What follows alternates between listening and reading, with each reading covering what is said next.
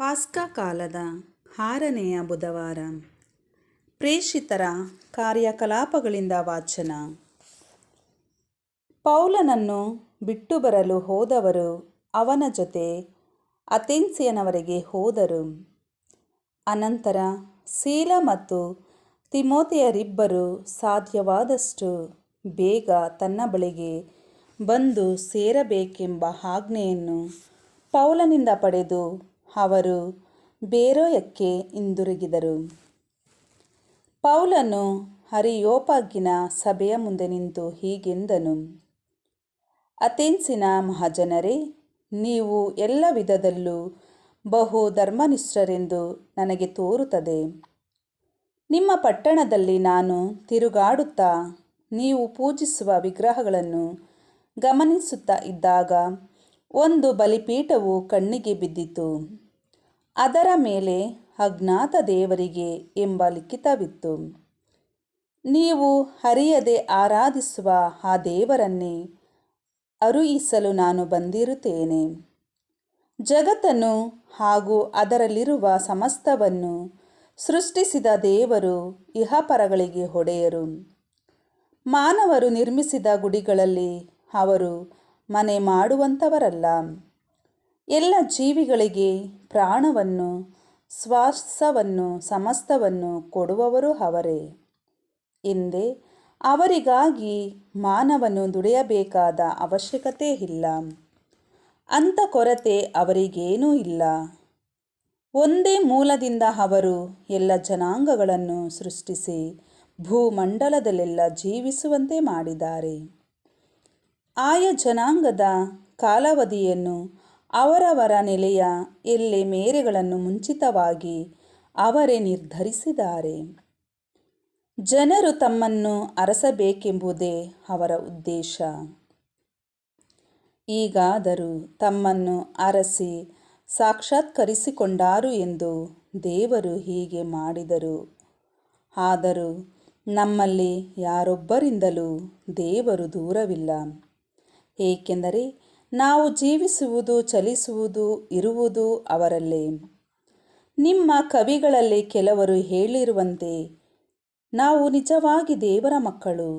ನಾವು ದೇವರ ಮಕ್ಕಳಾಗಿರುವುದರಿಂದ ಜನರು ಕುಶಲತೆಯಿಂದಲೂ ಕಲ್ಪನೆಯಿಂದಲೂ ರೂಪಿಸಿದ ಚಿನ್ನ, ಬೆಳ್ಳಿ, ಶಿಲೆಗಳ ಪ್ರತಿಮೆಗೆ ದೇವರು ಸಮಾನರೆಂದು ಭಾವಿಸಲಾಗದು. ಮಾನವರು ತಮ್ಮನ್ನು ಅರಿಯದೆ ಬಾಳಿದ ಕಾಲವನ್ನು ದೇವರು ಗಮನಕ್ಕೆ ತಂದುಕೊಳ್ಳಲಿಲ್ಲ.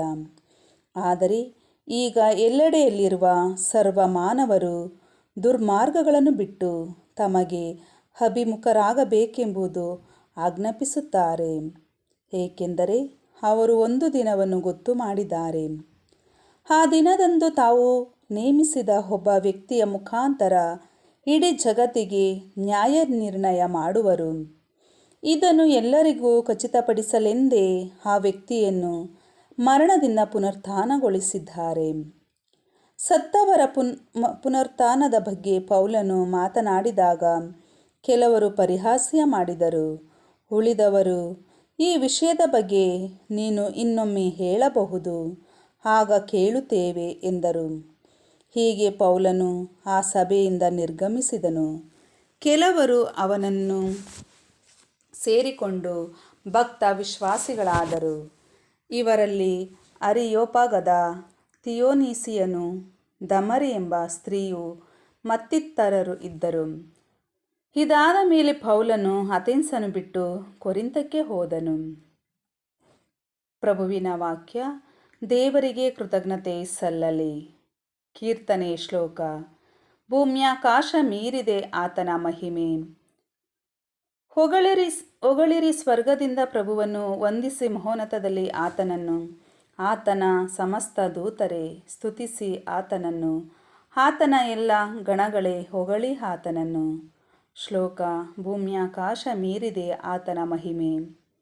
ಭೂರಾಜ್ಯರು, ಎಲ್ಲ ಜನಾಂಗಗಳು, ಅಧಿಕಾರಿಗಳು, ದೇಶಾಧಿಪತಿಗಳು, ಯುವಕರು, ಯುವತಿಯರು, ಮುದುಕರು, ಮಕ್ಕಳು. ಶ್ಲೋಕ.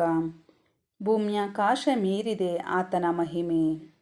ಹೊಗಳಲ್ಲಿ ಇವರೆಲ್ಲರೂ ಪ್ರಭುವಿನ ನಾಮವನ್ನು, ಭೂಮ್ಯಾಕಾಶ ಮೀರಿದ ಆತನ ಮಹಿಮೆಯನ್ನು, ಆತನ ಮಹತ್ವದ ಏಕೈಕ ನಾಮವನ್ನು.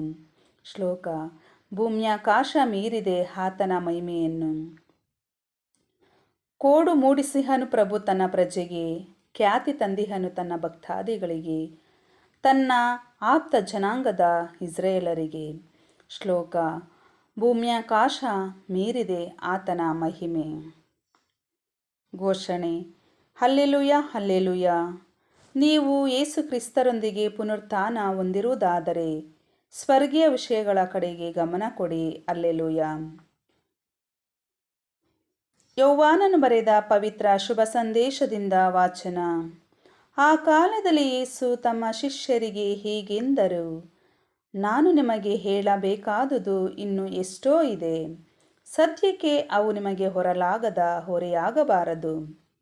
ಹೇಗೋ ಸತ್ಯ ಸ್ವರೂಪಿ ಆದ ಪವಿತ್ರಾತ್ಮ ಬಂದ ಮೇಲೆ ನಿಮ್ಮನ್ನು ಸಮಗ್ರ ಸತ್ಯದೆಡೆಗೆ ಕರೆದೊಯ್ಯುವರು. ಅವರು ತಮ್ಮಷ್ಟಕ್ಕೆ ತಾವೇ ಏನನ್ನು ಬೋಧಿಸದೆ ತಾವು ಕೇಳಿದುದನ್ನು ಕುರಿತೇ ಮಾತನಾಡುವರು. ಮುಂದೆ ನಡೆಯಲಿರುವುದನ್ನು ನಿಮಗೆ ತಿಳಿಸುವರು. ಅವರು ನಾನು ಹೇಳಿರುವುದರಿಂದಲೇ ಆಯ್ದು ನಿಮಗೆ ತಿಳಿಯಪಡಿಸಿ ನನ್ನ ಮಹಿಮೆಯನ್ನು ಬೆಳಗಿಸುವರು. ಪಿತನಿಗೆ ಇರುವುದೆಲ್ಲವೂ ನನ್ನದೇ. ಆದುದರಿಂದಲೇ ಪವಿತ್ರಾತ್ಮ ನಾನು ಹೇಳಿದವುಗಳಿಂದಲೇ ಆಯ್ದು ನಿಮಗೆ ತಿಳಿಯಪಡಿಸುವರೆಂದು ನಾನು ಹೇಳಿದ್ದು. ಪ್ರಭುವಿನ ಶುಭ ಸಂದೇಶ. ಕ್ರಿಸ್ತರೇ ನಿಮಗೆ ಸ್ತುತಿ ಸಲ್ಲಲಿ.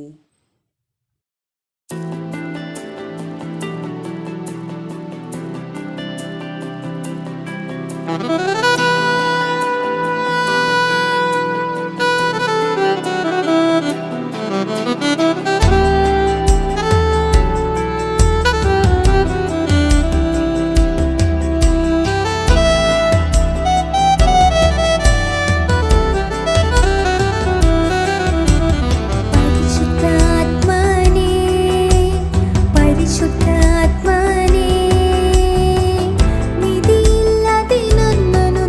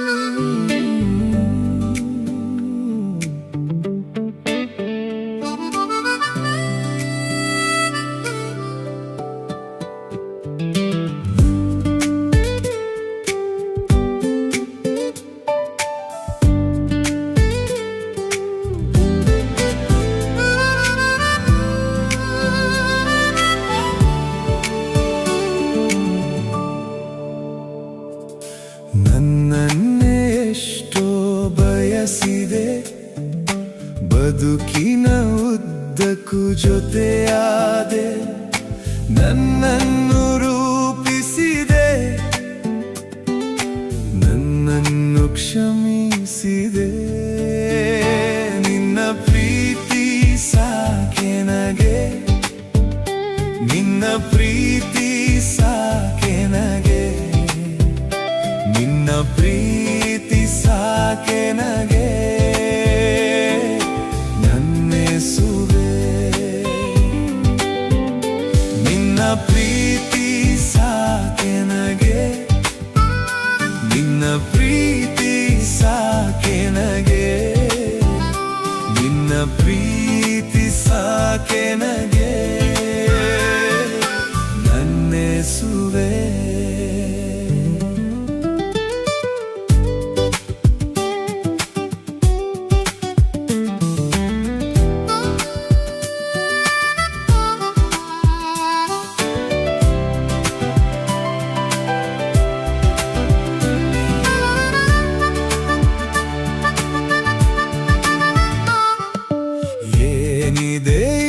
ಜಗದಿ ಎದುರಾದೆ ಸಾಗರದಿ, ನನ್ನ ಜೀವದ ನಾವೇ ನೀನೇ ಯೇಸುವೆ.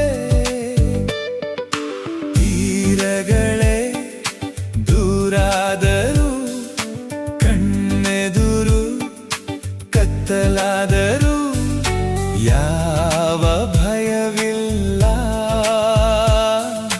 ನೀನು ಜೊತೆಗಿರಲು. ಅಲೆಗಳೇ ಏಳಲಿ, ಬಿರುಗಾಳಿ ಬೀಸಲಿ, ಅನುದಿನವೂ ನಿನ್ನ ಕೃಪೆ ಸ್ತುತಿಸಿ ಹಾಡುವೆನು. ನಿನ್ನ ಪ್ರೀತಿ ಸಾಕೆ ನಗೆ, ನಿನ್ನ ಪ್ರೀತಿ ಸಾಕೆ ನಗೆ, ನಿನ್ನ ಪ್ರೀತಿ ಸಾಕೆ ನಗೆ. ನನ್ನೆಸುವೆ ನಿನ್ನ ಪ್ರೀತಿ ಸಾಕೆ ನಗೆ, ನಿನ್ನ ಪ್ರೀತಿ ಸಾಕೆ ನಗೆ, ನಿನ್ನ ಪ್ರೀತಿ ಸಾಕೆ ನಗೆ.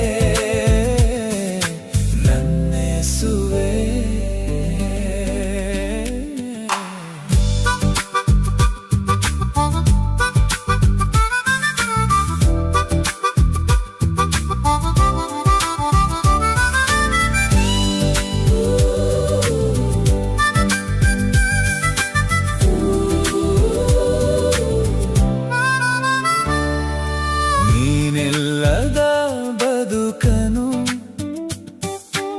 ಊಹಿಸಲಾರೆ ನಾನು, ಒಂದು ನಿಮಿಷವೂ ಬಾಳಲಾರೆನು. ನನ್ನಲ್ಲಿನ ಆಸೆಯು ನೀ, ಎದೆಯಲ್ಲಿನ ಧ್ಯಾನವು ನೀ. ನಿನ್ನ ಪಾದ ಸೇವೆಗೆ ಕೃಪೆ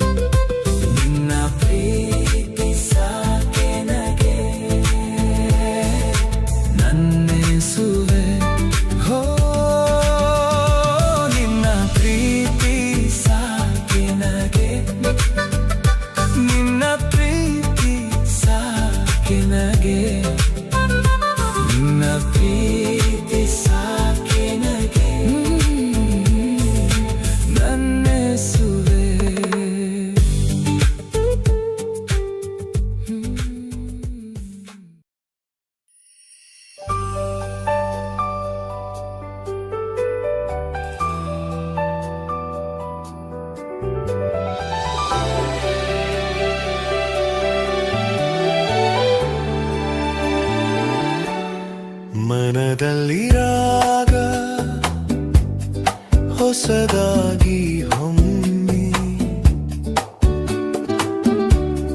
ಹೃದಯಕ್ಕೆ ಭಾವ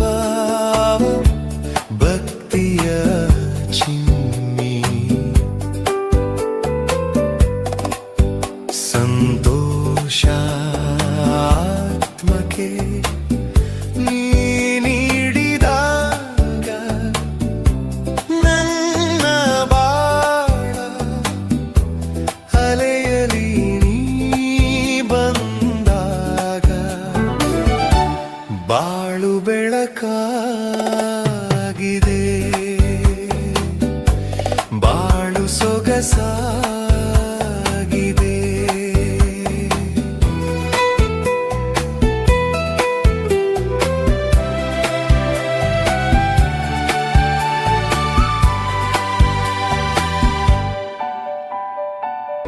ಸತ್ಯ ಪ್ರೀತಿ ನೀತಿ ನ್ಯಾಯ ಎಲ್ಲಕ್ಕೂ ಆಧಾರ ನೀನೆ ಯೇಸು ಕ್ರಿಸ್ತನೇ ನಿನಗೆ ಆರಾಧನೆ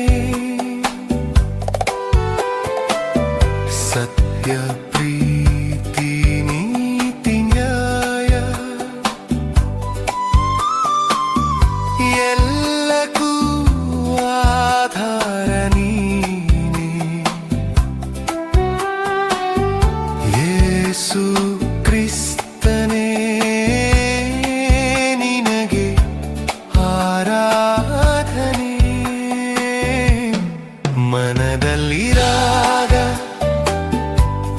ಹೊಸದಾಗಿ ಹೊಮ್ಮಿ ಹೃದಯಕ್ಕೆ ಭಾವ ಭಕ್ತಿಯ ಚಿಮ್ಮಿ ಸಂತೋಷ ಆತ್ಮಕ್ಕೆ ನೀ ನೀಡಿದಾಗ ನನ್ನ ಬಾಳ ಅಲೆಯಲಿ ನೀ ಬಂದಾಗ ಬಾಳು ಬೆಳಕಾಗಿದೆ ಬಾಳು ಸೊಗಸಾಗಿದೆ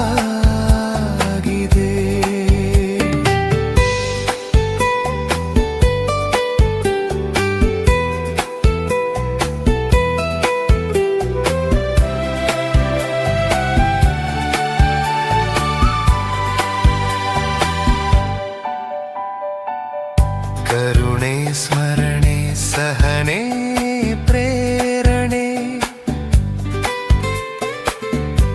ಎಲ್ಲಕ್ಕೂ ಆಧಾರ ನೀನೆ ದೇವ ಕುವರನೆ ನಿನಗೆ ಆರಾಧನೆ ಕರುಣೆ ಸ್ಮರಣೆ ಸಹನೆ ಪ್ರೇರಣೆ ಎಲ್ಲಕ್ಕೂ ಆಧಾರ ನೀನೆ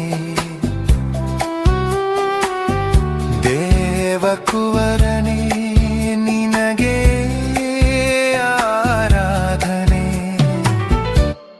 ಮನದಲ್ಲಿ ರಾಗ ಹೊಸದಾಗಿ